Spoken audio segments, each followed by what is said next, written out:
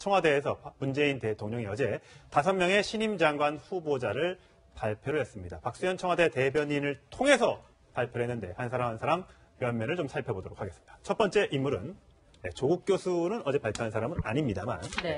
네, 사대지간, 그러니까 법무부 장관 후보자로 지목된 안경환 후보자가 사대지간이죠, 조국 교수는. 네, 안경환 법무부 장관 후보자가 조국 이제 청와대 민정수석이죠. 민정수석과 서울대 법대 사재고 또 서울대 법대 선후배로 알려져 있습니다. 굉장히 사이가 가까운 사이로 알려져 있는 사람입니다. 자, 과연 이 두 사람, 그러니까 결국 비고시 출신, 비검찰 출신의 이 검찰 개혁을 할 적임자로 두 사람을 꼽았는데 과연 잘할 수 있을까? 우리 과거에 강금실 전 장관의 경우에는 기수도 굉장히 낮았고 여성이었고 나이도 어리고 그래서 당시에 우리 많이 생각하지만 뭐 이쯤 되면 막 하자는 거죠. 뭐 이런 것들이 생각나지 않습니까? 과연 잘할 수 있을까? 그러니까 이론적으로 생각을 하면 검찰과 전혀 관련이 없는 분들, 그러면 관련이 없는 분들일수록 그러니까 무언가를 봐줄 필요가 별로 없잖아요. 그러면 아무래도 개혁을 할 때 눈치 보지 않고 좌고면하지 않고 그러니까 지금 맡겨진 검찰 개혁을 이끌어 나갈 수 있다라는 측면이 하나 있죠. 아마 문재인 대통령도 그런 취지로 뭐 조국 교수나 안경환 교수를 지금 법무부 장관과 민정수석에 앉혔다라고 생각을 하는데 또 반대 측면은 그런 게 있어요. 개혁을 하려면 그 내부가 어떤지를 정확하게 아는 사람이어야 또 어느 부분에 메스를 들이댈지 알 텐데 이론적으로는 저 두 분 다 검찰 개혁을 위해서 굉장히 공부도 많이 하신 분들이고 의지도 굉장히 강하신 분들이지만 과연 현실을 완벽하게 이해하고 밀고 나갈 수 있을까에 대해서는 의구심을 갖고 있는 게 또 법조계 내부의 또 시각이기도 합니다. 그래서 일단 이론적으로는 굉장히 그러니까 국민들로부터는 환영받을 수 있는 인사죠. 검찰과 전혀 무관한. 거기다 저는 이번에 법무부 장관 후보자가 비고시 출신은 처음 봤어요. 이건 진짜 처음입니다. 그래서 물론 그러니까 문재인 대통령의 의중은 충분히 이해가 되고 개혁의 의지도 느껴집니다만 과연 이제 실제로 추진해 나갈 때 현실과 어떻게 좀 이렇게 매칭을 해가면서 나갈 수 있을지에 대해서는 좀 지켜봐야 되지 않을까 생각드네요. 네. 비고시 출신이 이제 1950년도에 이제 김연준. 이름이 김준현입니다. 네. 그 경우가 있었고, 그 다음에 강금실 전 법무부 장관은 판사 출신이고, 그래서 검찰 법무부가 이제 검찰 분야 이런 얘기를 듣지 않았습니까? 그런데 이번에 이제 안경환 이 후보자 같은 경우에는 비고시 출신이기 때문에, 대개 이제 법무부 장관이 스카이 출신, 검찰 출신 이렇게 왔는데, 비고시 출신이 뒤질 수 있는 또 어떤 문제 있지 않습니까? 고시를 꼭 통과해야 되는 건 아닙니다만, 이제 고시 출신이 겹겹이 쌓여있는 이런 검찰 조직에서 어떤 화두를 가지고 어떤 국민적인 공감대를 가지고 어떤 힘을 가지고 밀어붙일 것인가 하는 그런 것들이 이제 숙제가 되겠죠. 네. 이외에도 어제 총 5명의 후보자가 발표가 됐잖아요. 네. 김상곤 교육부 총리 후보자, 그리고 송영무 국방부 장관 후보자, 조대엽 고용노동부 장관 후보자, 그리고 김은경 환경부 장관 후보자 이렇게 총 5명, 네, 안경환 법무부 장관 후보자까지 포함해서 5명이 발표가 됐는데 문정부 코드 인사다 이런 좀 얘기도 있어요. 어떻게 보세요? 완벽한 코드 인사입니다. 네. 교육, 또 검찰 개혁, 또 국방 개혁, 또 노사정 대화합 이런 문제들을 이끌 아주 주요 핵심 포스트에 가장 문재인 정부를 만든 주역들을 앉혔거든요. 그리고 이분들이 그동안에 이제 지난번 대선 패배 이후에 문재인 대통령과 함께 호흡을 맞춰본 분들입니다. 그래서 전부 이제 화두를 가지고 이 검찰 같은 경우에도 어떤 수사권 독립이라든가 뭐 이런 부분, 그 다음에 이제 교육개혁 같은 경우에는 김상곤 교육부 장관 후보자는 이 무상급식을 이끌었고 또 국정교과서 문제 또 여러 가지 문제를 이제 같이 맞춰가는데 이제 이런 것들이 다시 이제 양정철이라든가 실세들이 뒤로 퇴진하면서 뭔가 이제 탕평 인사를 하겠다고 했던 취지에서 굉장히 후퇴하는 거 아닌가 하는 걱정이 좀 듭니다. 네. 자, 탕평 인사에서 후퇴하는 것 같은 느낌을 든다. 지금 처음에는 굉장히 보훈처장이라든지 또 강경화 후보자라든지 좀 파격, 그다음에 좀 감동 뭐 이런 컨셉이었다가 두 번째 인사 발표할 때는 전부 다 정치인 출신으로 하면서 청문회 통과용이다. 이번에 세 번째 인사 발표에서는 사실상 문재인 정부와 함께했던 코드 인사다. 그러니까 조금씩 인사 발표 어떤 컨셉이 좀 달라지고 있는 것 같은데 좋게 말하면 국정 철학을 잘 이해하고 있는 거지만 또 나쁘게 말하면 코드 인사, 자기 원하는 사람만 갖다 쓴 것 아니냐라는 비판을 받을 수도 있을 것 같습니다. 그러니까 그런 비판이 나올 수 있죠. 사실 전 나올 수 있다고 생각하고요. 어느 정부 때나 이렇게 장관 인사할 때마다 사실 비슷한 얘기가 나왔기도 했고요. 또 우리 이제 그 정권을 잡게 되면은 그 정권의, 그러니까 그 대통령의 어떤 철학이라든가 국정의 어떤 목표를 가장 잘 구현할 사람들이 장관으로 임명되는 게 맞는 거죠. 근데 지금 이 현 문재인 정부의 경우에는 탕평이나 이런 거, 그러니까 야당이 훨씬 더 그 현재 의석수가 더 많은 상황이기 때문에 어찌 보면 야당의 협조가 절실한 상황이기 때문에 야당이 좀 이해할 수 있는 인사들을 조금 채우면 어떻겠느냐라고 하는, 그래서 이제 연정까지 얘기가 나왔던 건데요. 근데 현실적인 한계는 분명히 있습니다. 우리 과거 정부들 보면은 우리는 항상 야당하고 협치하고 탕평하고 이런 얘기들을 국민들은 입에 오르내렸지만 실제로 문재인 정부만큼 좀 파격적인 인사를 냈던 그런 정부도 사실 없어요. 근데 그런 측면으로 보면은 너무 이렇게 코드라고 밀어붙이는 것도 사실 좀 문제가 있지 않나 이런 생각은 드는데요. 다만 이제 우리가 그 명분상으로는 그렇게 얘기를 하는 것인데 실질적인 측면에서는 어떻게 평가할 수 있느냐 이게 좀 문제가 될 것 같은데요. 제가 볼 때는 야권이 이렇게 첨예하게 여권하고 지금 인사 문제 때문에 갈등을 하고 있는 상황에서 문재인 정부를 가장 잘 이해하고 있다고 하는 사람들, 각 분야에서 가장 개혁성을 상징적으로 보여줄 수 있는 사람을 임명했다고 하는 것은 문재인 대통령이 인사 문제에 있어서만큼은 더 이상 밀리지 않겠다고 하는 나름의 어떤 의지나 그리고 또 개혁성이 더 이상 퇴색되면 안 되겠다고 하는 강력한 의지를 갖고 있다고 하는 걸 이번 이제 인사를 통해서 주말 인사를 통해서 확실하게 보여준 것이 아닌가 이렇게 생각됩니다. 엄격히 인사는 인사권자의 재량이기 때문에 거기에서 판단하는 것은 물론 인사권자가 책임을 지면은 되는 겁니다. 예. 근데 네. 중요한 거는 지금 어제 발표한 그 5개 부처를 보면은 중요한 논점들이 다 있는 곳들입니다. 네. 예를 들어서 교육부 같은 경우에는 자사고 왜곡 폐지라든지 그런 것들이 있고, 네. 법무부와 검찰 개혁, 국방부 장관은 당장 사드가 걸려 있고, 그렇죠. 네, 교육노동부는 노사정이 걸려 있고, 환경부는 4대강이 걸려 있습니다. 그러네요. 그런데 그렇게 중요한 포스트에 자신들의 통철학에 맞는 사람을 지명한 건 좋은데 그 사람들이 과연 그 장관 역할에 걸맞는 롤을 할 수가 있느냐 없느냐 그거에 대한 평가를 받은 후에 이게 정말 그냥 단순히 코드 인사였다. 네. 아니면 정말 적절한 인사였다. 이렇게 평가를 할 수 있을 것 같고요. 다만 중요한 거는 이 중에서 한 명 빼놓고는 이쪽에 대한 경험이 거의 전무한 사람들입니다. 네. 그래서 자신들의 역량이 여기에 맞는다는 것을 어떻게 증명하느냐가 또 하나의 관건이 될 것으로 보입니다. 네, 이 조국 민정수석의 스승인 안경환 법무부 장관 후보자 같은 경우 이명박 정부 시절 이 정부 방침에 반대를 했다가 국가인권위원장에서 조기 사퇴를 한 적이 있는데요. 여기에 대해서 조국 민정수석이 이렇게 얘기했습니다. 함께 들어보시겠습니다. 이명박 정부 시절에 당시 안경환 국가위원장께서 국가인권위원회 안에 정원 축소에 항의하시면서 임기 전에 사퇴하신 바 있습니다. 이런 문제가 과거에 있었기 때문에 불과 보름 전의 일이기 때문에 이미 저기서 안경환 위원장의 이름이 나왔기 때문에 어느 자리로 갈지가 궁금했었지 사실상의 법무부 장관의 주요 보직에 갈 것이라는 건 예상이 됐었습니다. 자, 앞으로 청문회 과정을 통해서 도덕성 검증 그리고 능력 검증 네. 충분히 있을 것으로 예상이 됩니다. 다음 후보자로 넘어가겠습니다. 네, 그래서 이 청문회를 앞두고 이번에도 청와대가 먼저 이 후보자들의 흠결을 발표를 했어요. 그렇죠? 네, 자신이 흠결을 자진 발표를 했는데 네. 이전에 강경화 후보자를 했을 때하고는 형식이 사뭇 달랐습니다. 네. 분위기가 달랐나요? 예, 분위기가 굉장히 네. 달랐고 굉장히 좀 조심스러워했다고 해야 할까요? 원래는 강경화 후보자 같은 경우에는 이제 네. 방송 카메라가 켜져 있는 상황에서 강경화 후보자가 위장 전입을 했다라는 사실을 스스로 먼저 밝힌 바가 있었는데 조현록 인사수석이 직접 브리핑을 했죠. 근데 이번 같은 경우는 사뭇 다른 게 방송 카메라를 꺼달라고 요청을 했고 네. 예, 아예 꺼달라. 아예 꺼달라. 그래서 위장 전입이 아니라 주민등록법 위반이다. 이런 네. 약간 좀 돌린 개념의 말을 하면서 약간 아하. 좀 위장 전입이라는 말을 안 쓰려고 애쓴 듯한 흔적이 보였어요. 자, 위장 전입이라는 거는 원래 법률에 없는 용어잖아요. 원래 주민등록법 네. 위반이잖아요. 네. 근데 아다르고 어다른 겁니까? 왜 그렇게? 그러니까 이게요, 위장 전입하면 대부분 이제 부동산 투기, 그 다음에 좋은 학교 가기 위해서 여러 가지 좀 부정적인 요소가 좀 더 많이 들어있다면, 그러니까 그거를 주민등록법 위반이 그 위장 전입에 관련된 그 여러 가지 요소를 다 담고 있는 거잖아요. 그러니까 주민등록법 위반이라는 표현을 쓰면 그냥 이거는 투기 목적도 아니고 뭐 애 학교 좋은 데 보내려는 것도 아니고 그러니까 이번에 지금 당장 송영무 그 국방장관 후보자 같은 경우에도 거의 옛날 거고 89년도 거고 그리고 그 당시에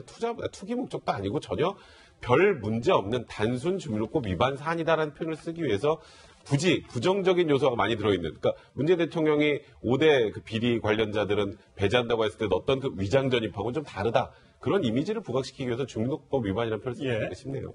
이 두 분의 이제 과거 문제되는 것을 공개를 하면서 네. 그 김상곤 후보자 같은 경우에는 이 교육부 장관 사회부총리로서 중요한 논문 표절에 대한 얘기는 안 했거든요. 그러니까 조금 이제 우리가 이렇게 굉장히 개방적으로 한다, 다 밝힌다 하면서 정말 감추고 싶은 부분은 아직 내놓지가 않은 거죠. 근데 이제 주민등록법 위반이라든가 위장전입이라든가 뭐 음주운전 같은 거는 뭐 저희도 기자 생활을 해봤습니다만 금방 드러납니다. 뭐 전과조회라든가 금방 나오는 거고 실제로 드러나지 않는 부분이 많이 있는데 그 부분에 대해서는 세세하게 이런 부분이 있다고 밝히지 않았거든요. 그러니까 뭔가 어떻게 보면 국민들에게 우리가 이렇게 문제가 있는 것들은 밝힌다는 걸 하지만 어떻게 보면 한편으로는 감출 건 감추면서 국민들을 호도하려고 하는 그런 측면도 저희 야당에서는 보입니다. 저는 좀 생각이 다른데요. 청와대에서 밝힐 때 비공개 형식으로 밝힌 부분에 대해서는 고민이 나름대로 있었다고 생각되는데요. 첫째로는 뭐냐면은 청와대가 먼저 흠결을 인정하는 것처럼 하면 안 되겠다. 그러니까 청와대에서 이 5대 비리 연루자에 대한 어떤 원칙적으로 배제하겠다고 하는 원칙을 밝혔지만 그 이후에 이제 논란이 많이 위장전입 같은 경우에는 격화가 되니까 세부적 기준이라고 해서 얘기가 나왔던 게 2005년 7월 이후에 위장전입은 용납하지 않겠다. 근데 그 이전의 경우에는 악의적인 경우, 예를 들면은 부동산 투기라든가 이런 거에 명백하게 적용이 되거나 이런 경우에는 그런 경우만 걸러내겠다. 이런 입장들을 밝혔거든요. 그러니까 지금 뭐 예를 들어서 송영무 국방부 장관 후보자의 경우에는 여기에 해당되지 않는 인사라고 하는 것을 청와대가 스스로 얘기하고 싶어 했던 것이다. 이렇게 생각되고요. 둘째로는 국회 인사청문회를 거치면서 이 후보자들의 어떤 도덕성 검증과 관련돼서는 비공개로 하는 것이 좋겠다고 하는 의견을 국회에서도 이미 예전부터 얘기를 했고 지금도 그런 목소리가 나오고 있거든요.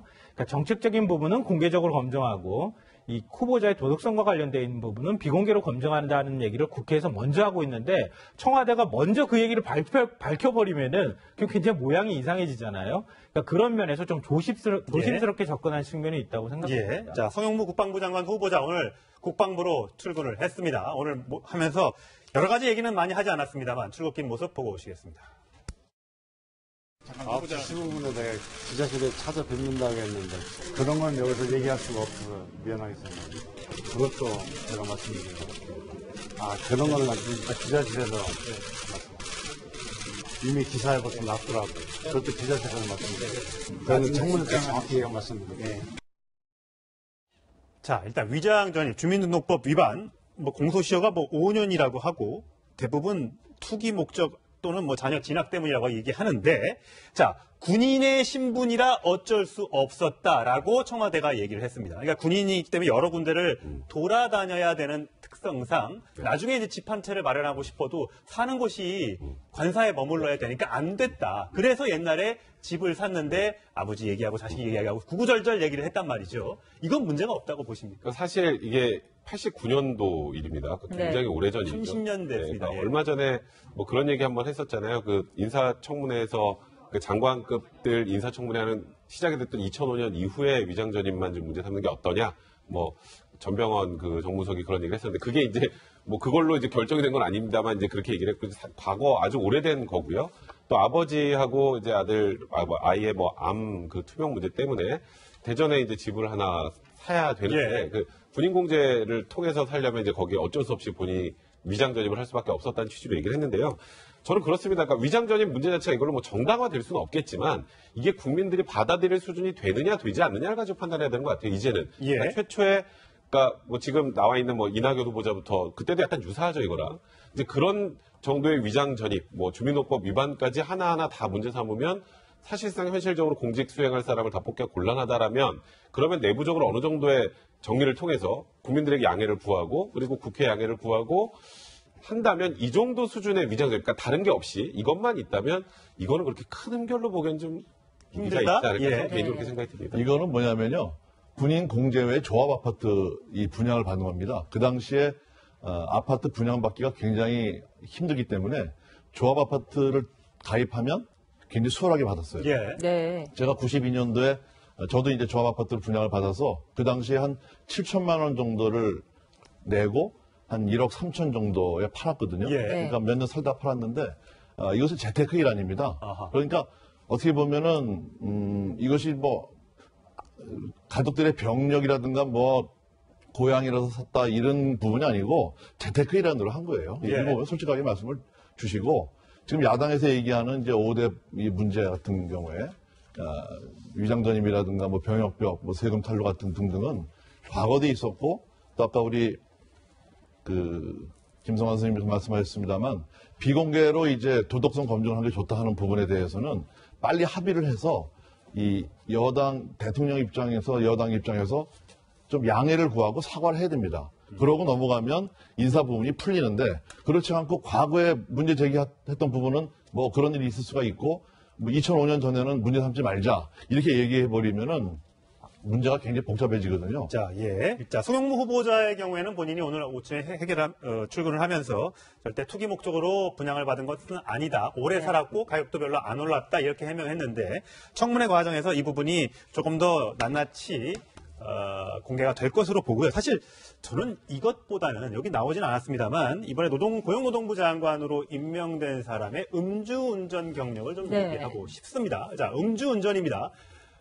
아주 오래된 얘기도 아니고요. 네, 음주운전을 했는데 청와대에서 해명하기로는 사고가 안 났기 때문에 그럴 수도 있지 않느냐 이렇게 얘기를 했습니다.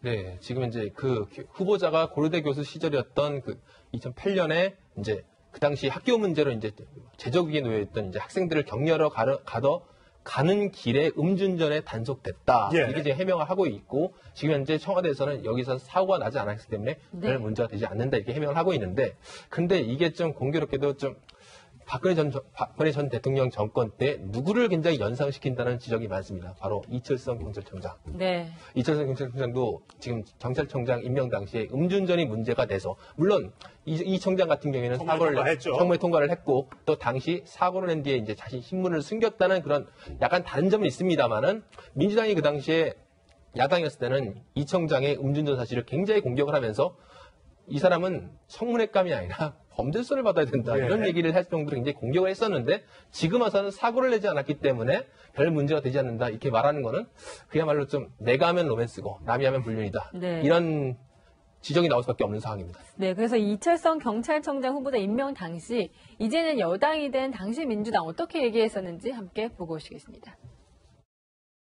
음주운전을 하고 사고를 낸 것도 모자라 경찰관 신분을 속인 채 조사를 받아 아무런 징계를 받지 않고 넘어갔습니다. 더 큰 문제는 이토록 중대한 결격 사유가 있는 후보자를 청와대는 이미 인지하고도 추천하였다는 것입니다. 청와대는 이미 인지하고도 추천했다. 이 말이 어떻게 보면 지금 상황이랑 비슷한데 당시 조국 현 민정수석도 비판하는 글을 썼다면서요. 그렇죠. 당시에는 야권에서 굉장히 많이 비판을 했으니까 이번하고 이제 비교가 될 수밖에 없는 상황이다 이렇게 볼 수 있는데요. 저는 이제 그런 생각을 해요. 지금 앞서 이제 송영무 후보자 말씀도 잠깐 하셨지만 우리 삶 자체가 스토리거든요. 어찌 보면 남은 이해하지 못하는데 내가 어쩔 수 없이 해야 되는 경우도 생길 수 있고 그런 것들을 남을 얼마큼 설득하느냐가 굉장히 중요한 문제라고 생각되는데요. 방금 전에 말씀하셨던 것처럼 위장전입이 음주운전이 이번에는 문제가 없습니다라고 하는 건 굉장히 부적절한 표현이라고 생각되고요. 음주운전은 음주운전 자체로 문제가 있죠. 그런데 그 안에 어떤 과정이 있느냐 아니면은 그 후보자가 어떤 성격을 갖고 있느냐가 굉장히 중요한데요. 이철성 경찰청장의 경우에는 그걸 음주 단속을 해야 되는 사람이잖아요. 네. 사고를 내고도 또 그게 경찰이라는 신분으로 빠져나간 의혹이 있기 때문에 그러면서 점점 더 논란이 더 커진 측면이 있는 것이고요. 이번 같은 경우에는 굳이 우리가 얘기하자면 단순 음주를 했다 뭐 이렇게 표현하면은 어떨까 하는 생각은 드는데 그래도 잘못한 건 잘못한 거죠. 네. 그러니까 이게 보통 음주운전 하시는 분 제가 정확하게 그 해명을 들어보진 못했습니다만 딱 내가 평생 한번 딱 처음으로 한 잔 딱 먹고 그날 딱 운전대 잡았는데 걸렸다. 네. 과연 그랬을까요? 제가 얘기인 거죠. 네. 그러니까 이렇게 표현할 때 그러니까 우리가 그 사람의 어떤 진실성을 믿기 위해서는 2번 걸리면은 그건 다 말짱 거짓말이라고 말하는데 일단 1번 걸렸습니다. 그러니까 거기에서 이 사람이 왜 그런 사정이 있는지 한번 들어볼 필요는 있다고 생각되고요. 그래도 문제는 문제다 이런 거고요. 송영무 후보자의 경우에는 이제 재테크 수단 이렇게 말씀하셨는데 16년 동안 아파트 보유하고 파는 게 재테크 수단에 해당이 되는지 안 되는지 이런 것들은 우리가 생각해 볼 여지가 있는 거잖아요. 그리고 당시에 이제 아버지도 암으로 췌장암으로 이제 그 고생을 하시는 상황이었고 또 후보자의 딸도 당시에 암이 걸려 있는 상태였어요. 하여튼 그런 맥락을 우리가 이해하면서 생각해 보면 아 이게 완전 부적격이구나. 아니 약간 부적격인데 이걸 과연 우리가 어디까지 용인하고 이해해 줄 것인지 아니면은 뭐 아니 괜찮아라고 말할 것인지 좀 판단의 기준이 서는 것 같다. 이제 그런 것들을 좀 구분해야 되는 상황이 됐다고 생각이 돼요. 저희가 이제 지방의원들 공천 심사를 하다 보면 지방의원들이 이 음주운전 많습니다. 그런데 시골에 정말 대리기사 부르기 어려운데 상가집 갔다가 어떡합니까? 그 차를 끌고 오다가 불시에 음주운전 단속에 걸리는 분들이 다 그게 남아있죠, 기록이. 다 기록이 나옵니다. 걸리거든요. 근데 나오거든요. 그런데 이번에 노동장관 후보자 같은 경우에는 이게 이제 고대 주변이면 대리기사 많거든요. 변명하기가 참 힘든 거예요, 이거는. 그러니까 솔직하게 사과를 구하고 이 과거에 그런 음주운전이라든가 뭐 논문 표절이라든가 위장전입해서 이 낙마시켰던 부분에 대해서 사과를 하면 됩니다. 자, 야당에서는 결국 이 부분에 대한 문제 제기를 하고 있습니다. 오늘 오전에 자유한국당 정우택 원내대표 얘기부터 들어보시겠습니다. 모질게 남을 비판하고 반대하는데 앞장서온 문재인 대통령과 문재인 대통령을 추종하는 사람들이라면 그 모진 잣대를 누구보다 자신에게 적용해야 하는 것이 아닙니까? 청와대에서 무슨 자랑이라도 하듯이 위장 전입과 음주운전 전력을 선제적으로 공개하는 것이 무슨 면죄부라도 주겠다는 것인지 묻지 않을 수 없습니다. 정우택 원내대표는 면죄부를 줄 수 없는 거다 이렇게 강조를 했고요. 반면 박주선 국민의당 비대위원회 위원장은 적폐 세력 얘기를 꺼냈습니다. 들어보시겠습니다. 인사청문회와 관련하여 청와대와 여당의 입장은 한마디로 흠결은 인정하지만 무조건 통과시켜달라는 것입니다. 대통령 스스로 정한 인사 5원칙도 지키지 않겠다는 것입니다. 불법과 편법이라도 힘으로 밀어붙이겠다는 억지에 불과합니다. 어떻게 집권만 하면 과거 적폐 세력과 국정 수행 방식이 똑같아집니까? 여러 가지 문재인 정부가 인사 난항을 겪고 있는데 특히 가장 난항을 겪고 있는 강경화 외교부 장관 후보자 임명에 대해서 이 국민들이 어떻게 생각하나 여론조사 결과가 나왔다고요. 리얼미터의 조사인데요. 지금 보시는 것처럼 강경화 외교부 장관 후보자의 임명 여부를 놓고 어떻게 생각하십니까? 질문에 60%가 넘게 찬성 의견을 냈고 상당히 찬성을 많이 하네요. 정작 반대 의견은 30%, 한 절반도 되지 않았습니다. 의외로 이제 많은 의혹들이 제기가 되는데 청문회 과정에서 사실 이게 의원들이 명쾌하게 이거 뭐라고 해야 될까 딱 찍어서 이 사람을 낙마시켜야겠다는 그런 건들을 내놓지를 못했거든요. 그러다 보니까 초반에는 좀 강경화 후보자가 문제가 많은 것 아니냐 했던 여론들이 어느 정도 좀 돌아선 게 아니냐 이런 분석들이 나오고 있습니다. 자 과연 강경화 후보자 문재인 대통령은 어떻게 설득하고 오늘 이제 시정연설이 예정되어 있으니까 과연 어떤 양해를 구하는지 어떻게 협치를 해나가는지 한번 지켜보도록 하겠습니다. 자 마지막 문재인 대통령과 임종석 비서실장의 얘기입니다. 꼼짝없이 동행. 청와대 식사 시간에 일어났던 일이라고요. 그러니까 문재인 대통령이 저번 초기에도 한번 그 직원들과 같이 식사를 했었는데 또 이번에도 뭐 사전 예고 없이 또 이제 직원들하고 청와대 내에서 같이 식사를 하셨는데 이제 문제는 식사를 다 하시고 나서 임종석 비서실장은 뭐 혼자 빨리 밥 먹고 자기가 좀 쉬고 싶을 수도 있었잖아요. 근데 굳이 이제 또 같이 나가셔서 1시간 넘게 동안 또 산책을 했었다. 그래서 아유, 이 직장 상사가 저렇게 같이 하면 더 힘든 거 아니야? 이렇게 우스갯소리가 나오는 그런 내용인데 문재인 대통령이 어쨌건 그 전임 대통령들이 하지 않았었던 그러니까 좀 소탈한 행보의 일환에서 좀 약간 뭐라 그래야 될까? 좀 애교 섞인 그런 그 네티즌들의 그 반응이라고 해야 될까요? 그런 내용들이 나온 것 같습니다. 뭐 누리꾼들의 반응이 참 재밌더라고요. 지금 문재인 대통령의 애칭이 이제 누리꾼들이 얘기하는 게 인이잖아요.